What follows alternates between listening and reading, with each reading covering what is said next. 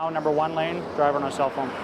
Whether they're tucked behind a pole looking for distracted drivers or running a bright, shiny roadblock looking for impaired ones, the Capital Region's Integrated Road Safety Unit is out keeping our roads safe 24/7.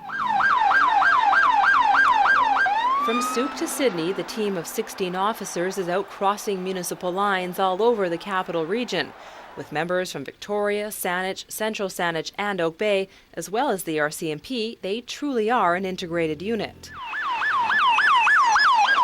So could the model of the Integrated Road Safety Unit work elsewhere in the Capital Region? Well, with 13 municipalities and 350,000 people, the topic of amalgamation, or at least integration, hits the spotlight every now and then. And after a discussion about it on Twitter, we're talking about it again. We're looking at some major projects coming down the pipeline. No pun intended, but sewage is one of them. And transit, a potentially $1 billion LRT proposal. Now, can 13 municipalities and a CRD board, Capital Regional District, is that the right governance model to deal with these big projects? Wright says the amalgamation discussion seemed to fade away after the municipal elections in November, so an ad hoc group came together to see if there was still an appetite to talk about it.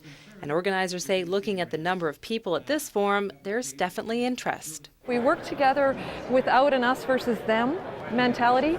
Perhaps we can come to some very profound and creative solutions for our children, because this is a task that I don't want to burden my children with. At some point, we cannot continue to fragment.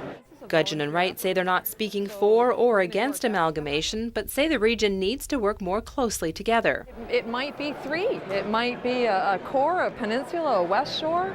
I think one of the questions we're going to ask tonight is what can we have a common approach to? What could we? What could it look like? So I don't think it has to be black and white. I think it needs to be a little bit more flexible. And the Victoria councillor, who is here independent of her city position, says workload in the CRD isn't being shared and points to Victoria's Inner Harbour as a failure of having 13 different municipalities. Just look at our harbour. Where's our harbour walkway? Where's our working with the provincial government?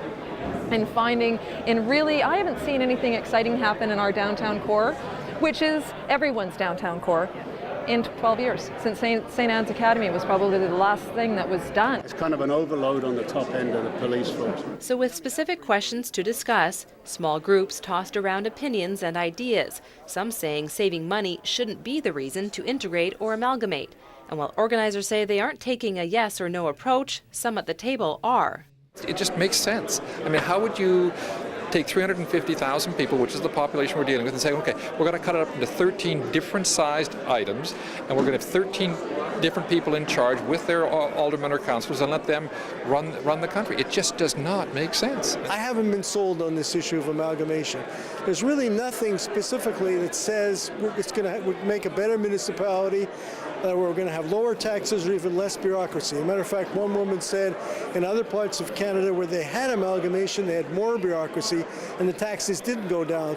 And while many aren't convinced amalgamation will ever happen in the CRD, especially without direction from the provincial government, ESQUIMALT councillor Tim Morrison says integrating services may be the way to go in the near future. I think that what people want to have is still have their local governance, their local control over local decision making, but they want to see cost-effective partnerships across the region so that we're not all duplicating the same functions. The group leading the conversation says it will gather all of the ideas, comments, questions and feedback from this week's forum and post them online, where the discussion will continue ahead of the next forum.